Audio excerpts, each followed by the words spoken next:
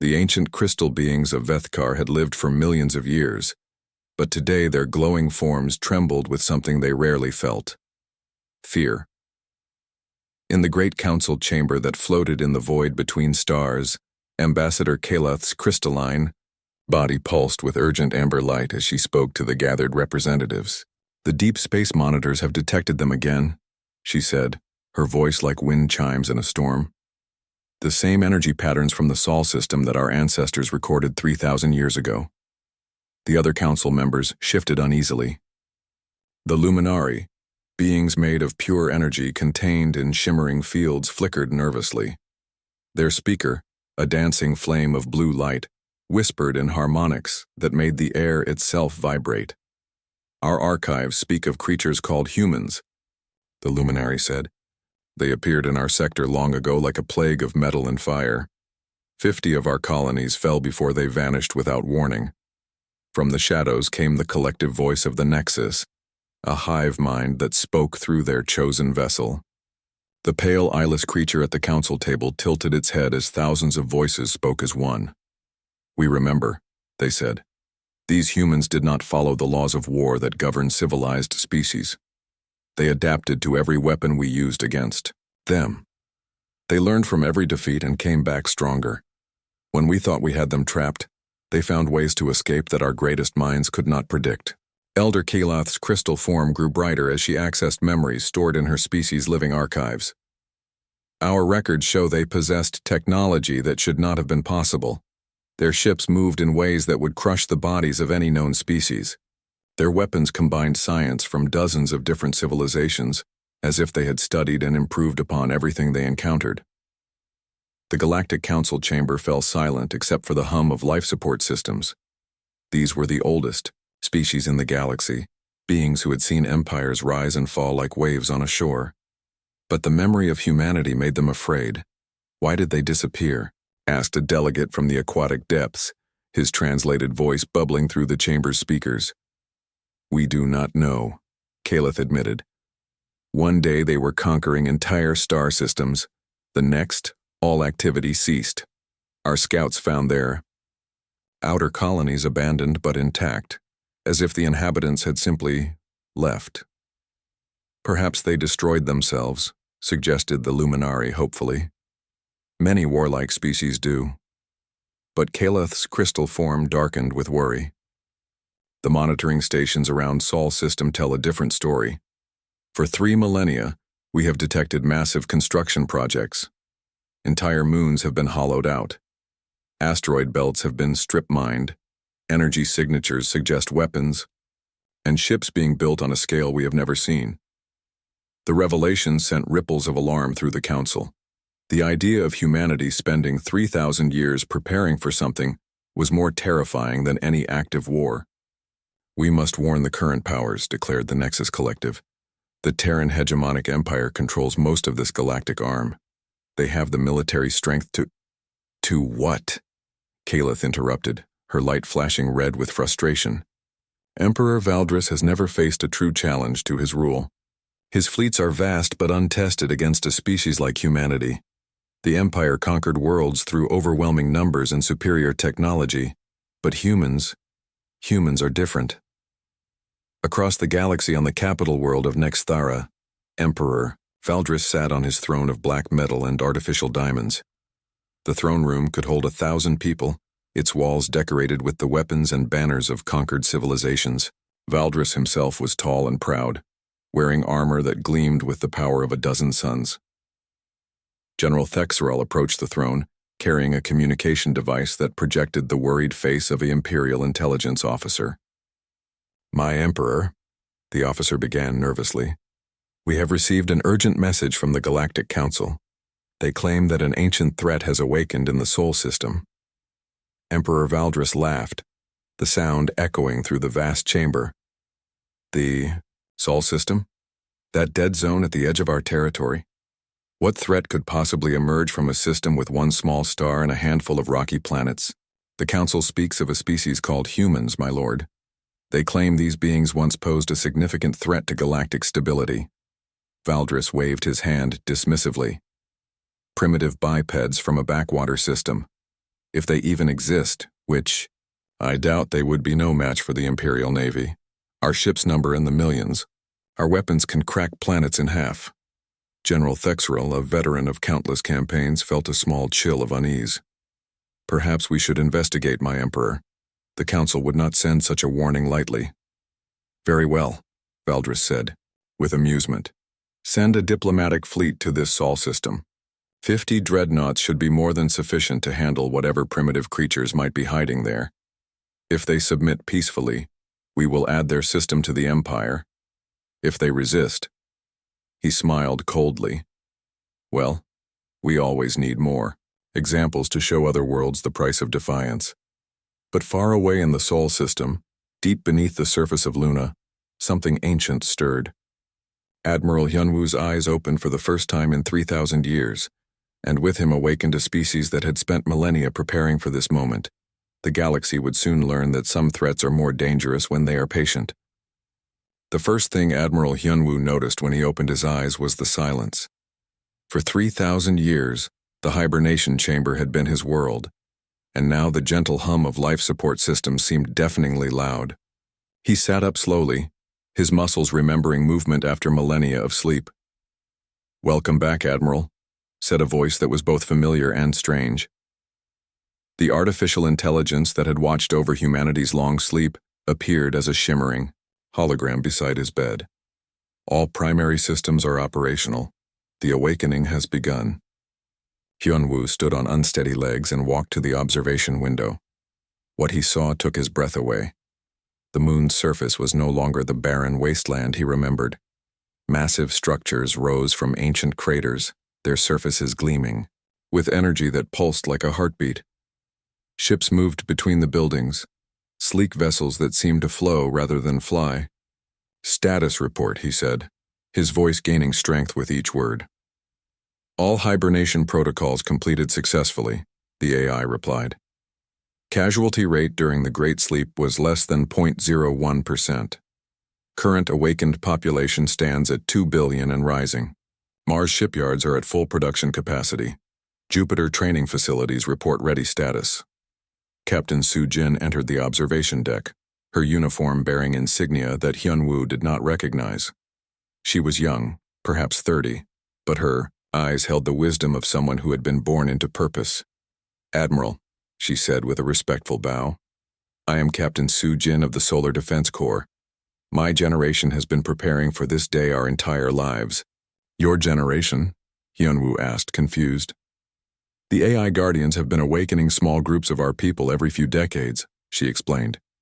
"We have been maintaining the systems, overseeing construction, and training for the day when all of humanity would wake. We are your children's children's children, Admiral. We have never forgotten our purpose." Dr. Minho appeared at the doorway, carrying a tablet that displayed readings Hyunwoo could barely comprehend. The doctor looked middle-aged, but his eyes sparkled with excitement. "The quantum field generators are stable," he reported. "The probability weapons are fully charged. And, Admiral, you need to see what we've accomplished with the biological enhancement programs." Hyunwoo followed them through corridors that seemed to shift and change as they walked. The walls were alive with energy, responding to their presence and adjusting light and temperature automatically. They emerged onto a platform that overlooked the interior of a massive cavern. Below them, thousands of people moved with purpose. But these were not the humans who had gone to sleep 3 millennia ago. They were taller, stronger, their movements more fluid. Some worked in environments that would have killed their ancestors, breathing atmosphere that was not quite air, handling materials that glowed with dangerous energy. "We have not just been building ships and weapons," Dr. Minho said quietly. "We have been improving ourselves. The hibernation process included genetic modifications that have been slowly changing us. We can survive in vacuum for short periods. We can withstand acceleration that would turn our ancestors into paste. We can see across broader spectrums of light and hear across wider ranges of sound. You made us into something else," Hyunwoo said, not sure if he was amazed or horrified. "We made us into what we needed to be," Captain Soo-jin corrected. "The galaxy has moved on without us, Admiral. The Terran hegemonic empire now controls most of known space. They have technology we gave up long ago, and they use it to enslave entire species. But they have forgotten something important. What have they forgotten? They have forgotten that technology is not what makes a species dangerous. Determination is what makes a species dangerous. And we have had 3,000 years to become very determined indeed. An alarm chimed softly through the complex. Captain Sujin checked her communicator, and her expression grew serious. Admiral, we have visitors. 50 Imperial dreadnoughts have entered the outer solar system. They are broadcasting a demand for our surrender. Yunwu felt his blood run cold. 50 dreadnoughts. We cannot possibly fight that many ships. But Captain Sujin smiled, and her smile was not entirely human. Admiral, watch and learn what your children have built. The massive screens around the observation deck came to life, showing the approaching Imperial fleet. The ships were enormous, each one capable of destroying a city. Their hulls bristled with weapons that could crack mountains. This is Admiral Corthan of the Terran Hegemonic Empire, came a voice over the communication system. Inhabitants of the Sol system, you will surrender immediately and prepare for Imperial occupation. Any resistance will result in the complete destruction of your worlds. Captain Sujin walked to a control panel and placed her hand on a crystal surface. Throughout the solar system, hidden weapons that had been waiting for 3,000 years came online. This is Captain Sujin of the Solar Defense Corps, she said calmly. You have entered our space without permission. You have threatened our people. You have made a very serious mistake. Admiral Corthan's laughter echoed through the communication system. You dare threaten the Imperial Navy? We are 50 ships, strong, armed with planet-killing weapons. What can you possibly do to stop us? The answer came in the form of beams of pure energy that moved faster than light itself. They struck each Imperial ship with surgical precision, cutting through shields and armor as if they were made of paper. The 50 dreadnoughts that had been the pride of the Imperial Navy became 50 clouds of glowing debris in less than 3 minutes. In the silence that followed, Admiral Hyunwoo stared at the empty space where the fleet had been. Welcome to the new humanity, Admiral, Captain Sujin said softly. We have been waiting a very long time to show the galaxy what we have become. Emperor Valdris stared at the empty communication screen where Admiral Corthan's face had been moments before. The silence in the throne room was broken only by the distant hum of the palace's energy systems. His hands gripped the arms of his throne so tightly that the metal began to bend. 50 ships, he said slowly, his voice barely above a whisper. 50 of my best dreadnoughts, gone in 3 minutes. General Thexral stood at attention, but sweat beaded on his forehead despite the cool air of the throne room. He had served the Empire for 40 years and had never seen his Emperor look so shaken. My lord, Thexral said carefully, perhaps these humans are more dangerous than we first believed. The Galactic Council did warn us. The Galactic Council, Valdris roared, rising from his throne. Those ancient fools have been trying to undermine my empire for centuries. This is probably some trick, some illusion meant to make me look weak before my subjects. But even as he spoke, Valdris knew the truth. The sensor readings were clear. 50 Imperial dreadnoughts had entered the Sol system, and 50 clouds of debris had emerged. Whatever had destroyed his fleet was real, and it was powerful. Mobilize. The Third Conquest Fleet, he commanded. 5,000 ships, every weapon we have developed in the last century.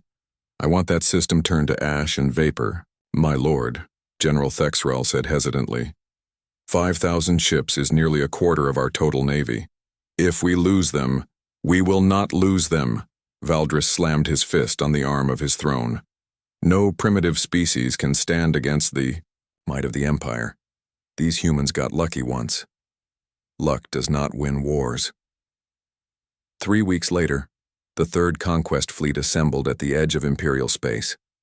5,000 ships stretched across the void like a metal constellation.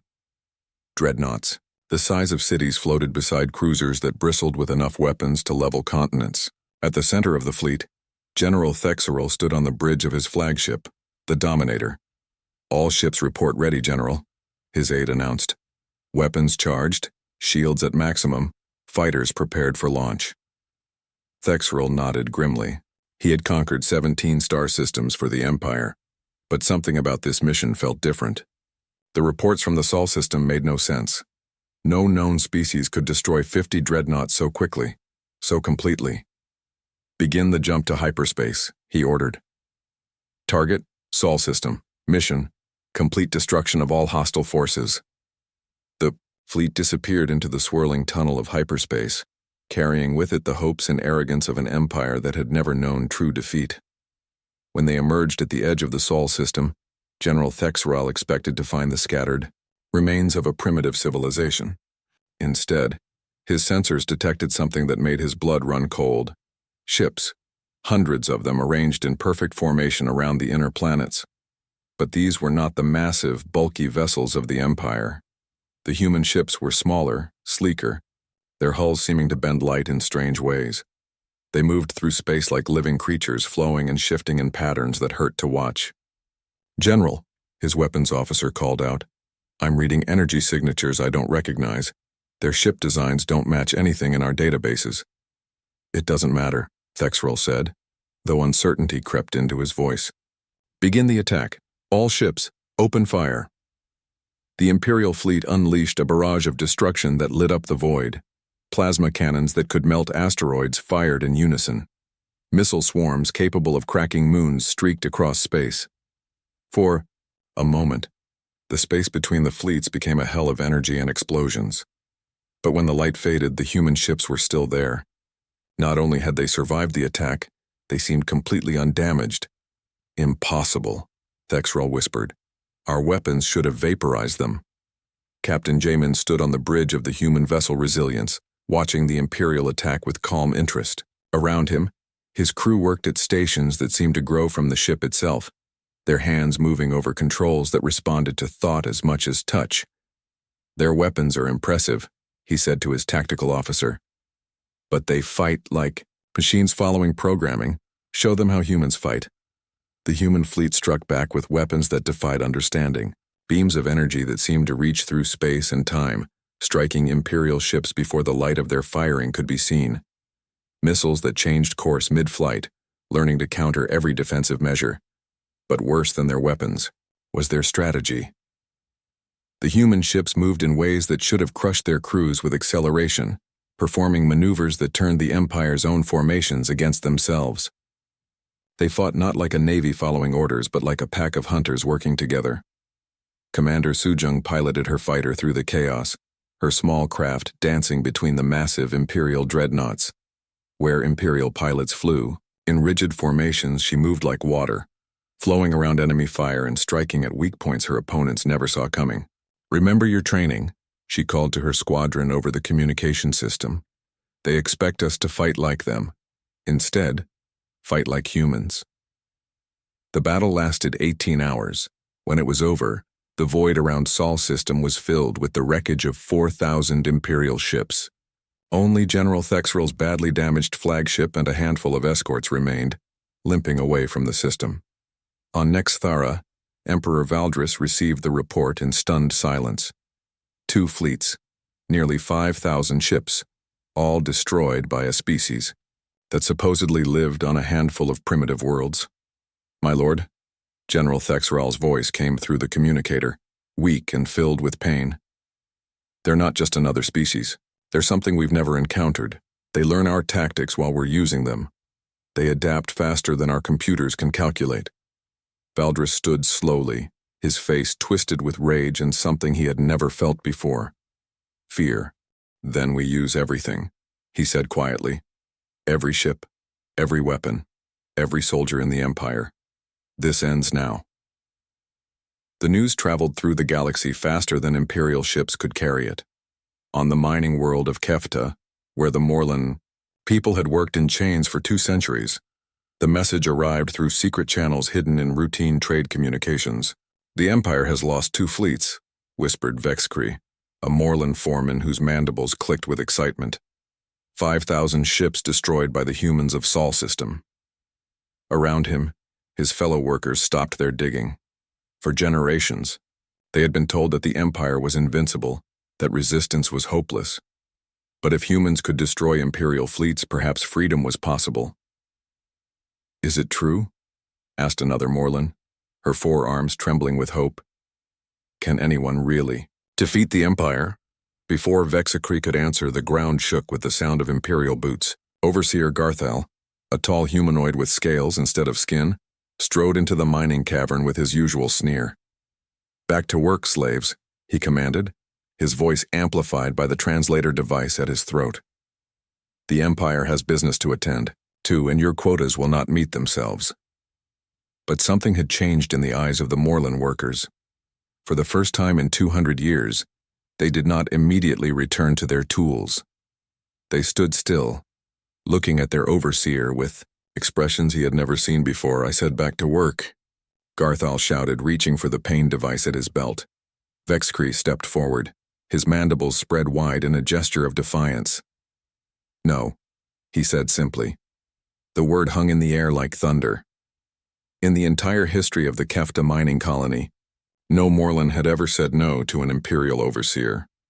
Garthal activated his pain device, sending waves of agony through every Morlin in the cavern. But instead of falling to the ground as they always had before, the workers stood their ground. They had learned something new. Pain was temporary, but freedom might be eternal. The rebellion spread like wildfire across the galaxy. On Gorvex Prime, the Empire's primary shipyard, similar scenes played out in factories and construction sites.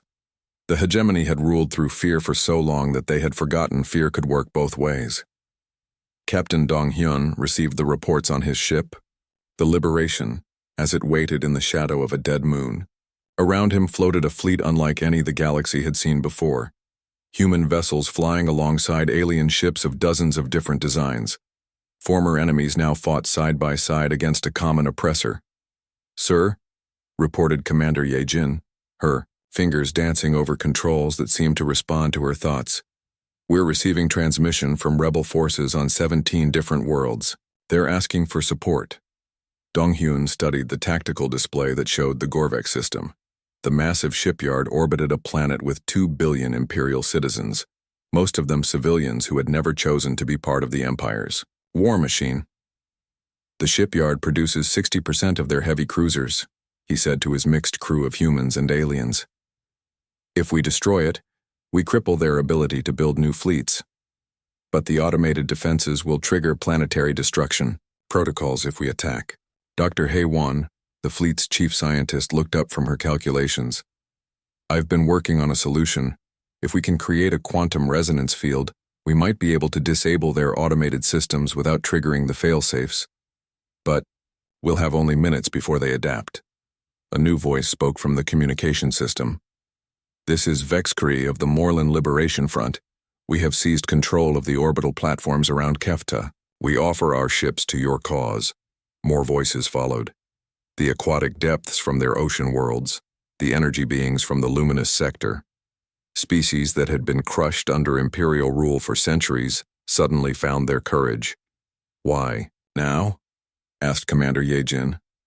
"What changed?" Captain Dong-hyun smiled grimly. "They learned that the Empire can bleed. Fear is a powerful weapon, but hope is stronger." The combined Liberation fleet dropped out of hyperspace above Gorvex Prime to find the Imperial Defense Fleet waiting. Admiral Korthan, having survived the disaster at Sol System, commanded the defense from his new flagship, the Retribution. "Today the Empire shows these upstarts the price of defiance," he declared to his officers. "We are 500 ships strong, defending our most important facility. We will not fail again." But as the battle began, Korthan realized that something fundamental had changed. The alien ships were no longer fighting like separate species following their own instincts. They moved together, supported each other, covered each other's weaknesses. They had learned to fight like humans. Vexcree, commanding a converted mining ship, found himself working alongside Captain Su-jung in her advanced fighter. The Morlin's forearms allowed him to operate weapon systems while simultaneously coordinating with other ships, while the human pilot's intuitive flying kept them both alive. "For the first time in my life," Vexcree said over the communication channel, "I fight for something beyond mere survival." Then let's make it count, Sujung replied, diving toward an Imperial cruiser that was trying to break through their formation. The battle raged for hours, but the outcome was never in doubt. The Liberation Fleet fought with a ferocity born of hope, while the Imperial forces fought with the desperation of those who knew their empire was crumbling. When Gorvex Prime's shipyard exploded in a ball of fire that could be seen from 3 star systems away, the galaxy knew that the age of Imperial dominance was ending. On Nexithara, Emperor Valdris watched the reports with growing madness in his eyes. His empire was falling apart, and there was only one response left to him: destroy everything rather than lose control. Activate the final protocol, he whispered to his remaining generals. If I cannot rule the galaxy, then no one shall have it. The space around Nexthera had become a graveyard of ships. Twisted metal and burning debris floated in the void like the remains of fallen titans. Admiral Hyunwoo stood on the bridge of the Indomitable, watching as the final battle of the war reached its terrible climax. Status report, he called to his officers, though the answer was written in the carnage outside. We've lost 60% of our fleet, reported Commander Sujin, her uniform torn and stained with blood from a dozen battles. The aliens are down to 30%. But the Empire... She paused, checking her readings. The Empire has nothing left except the throne station and the planetary defenses. Through the observation windows, they could see the massive structure that housed Emperor Valdris. The throne station was larger than most cities, its dark metal surface bristling with weapons that could crack moons. Around it, the planet Nexthara burned with the fires of a dying civilization. Sir, called Dr. Minho from his science station, I'm detecting massive energy readings from the planet's core. The Emperor has activated something that shouldn't exist. Admiral Hyunwoo felt his blood turn to ice. What kind of energy readings? Stellar manipulation technology, Dr. Minho said, his voice barely above a whisper. He's turning the star into a weapon. If he completes the process, the sun will go supernova. Everything within 10 light years will be destroyed. The communication system crackled to life, and Emperor Valdris's face appeared on the main screen. He looked older than his years, his eyes burning with the madness of absolute power faced with absolute defeat. Citizens of the galaxy, he said, his voice carrying across space to every ship in the system, you have chosen to defy the natural order. You have rejected the peace and stability that the Empire provided. Very well. If you will not accept my rule, then you shall all burn together in the fire of stars. Captain Jamin, commanding the human vessel Defiance, opened a channel to the fleet. All ships, we have 20 minutes before the star becomes unstable. We need to evacuate now. But Admiral Hyunwoo's voice cut through the communication channels. No, we finish this here. If we let Valdris escape, he'll find another star, another system. This madness ends today. From across the fleet came voices of agreement. Vexcree, the Morlan rebel whose mining ship had survived a dozen battles. Commander Yejin, piloting a fighter that held together more through determination than engineering. Dr. Haewon, whose science vessel had become a mobile hospital for wounded from every species. The Omega Protocol, Admiral Hyunwoo said quietly, to his bridge crew. It's the only way to stop the stellar manipulation field. The Omega Protocol was humanity's deepest secret, a weapon that could destabilize any energy field by creating a quantum resonance cascade. But it required a ship to fly directly into the source of the field, and no ship could survive the process. Admiral, Captain Sujin said, let me take a fighter. One small ship might be able to... No, Hyunwoo interrupted. This requires the Indomitable's full sensor array and quantum processors. Besides, he smiled grimly, humanity has been preparing for this moment for 3,000 years. We always knew the final battle would require sacrifice. Throughout the ship, the crew worked with quiet efficiency. No one spoke of fear, though everyone felt it. They had awakened from their long sleep to find a galaxy enslaved, and they would not let it remain that way. Emperor Valdris watched from his throne station as the human flagship began its final approach. He had expected them to flee, to preserve their lives as any rational species would do. But these humans seem to value something more than their own existence. Fools, he muttered, but uncertainty crept into his voice. They throw their lives away for nothing. The galaxy will burn, whether they stop me or not. But his words rang hollow. For the first time in his life, Valdris began to understand what the Galactic Council had tried to warn him about. Humans didn't fight for conquest or glory. They fought for the idea that every species had the right to choose its own path. The Indomitable shook under the fire from the throne station's weapons, but it continued its approach.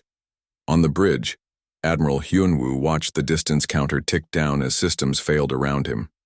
10 kilometers to target, reported the navigation officer. Quantum cascade generators are charging. All hands, Hyunwoo announced over the ship's communication system. It has been an honor to serve with you. Tell the galaxy that humanity kept its promise. The explosion that followed lit up the entire system. The Indomitable struck the throne station's power core just as the Omega Protocol activated, creating a chain reaction that destabilized the stellar manipulation field. The artificial supernova collapsed before it could form, and Emperor Valdris died knowing that his final act of spite had failed. In the aftermath, as rescue ships searched for survivors, Admiral Hyunwoo found himself floating in an escape pod, badly injured, but alive. Through the pod's small window, he could see ships from across the galaxy working together to help the wounded and repair the damage. Captain Sujin's voice came through the emergency communication system. Admiral, we're receiving messages from every corner of the galaxy. The Empire is finished. Their remaining forces are surrendering or joining the liberation fleets. 6 months later, Admiral Hyunwoo stood before the newly formed Galactic Federation Council. His body bore the scars of the final battle, but his voice was strong as he addressed representatives from hundreds of worlds. Today we have learned that the greatest strength comes not from the power to destroy but from the courage to protect. Humanity will now return to its long watch, but we will be ready when the galaxy needs us again. As the human fleets prepared to enter hibernation once more, the galaxy finally understood what they had always been. Not conquerors, but guardians, sleeping until freedom itself was threatened. The humans went back to sleep, but the galaxy would never forget the price of ignoring those who fight for others rather than themselves.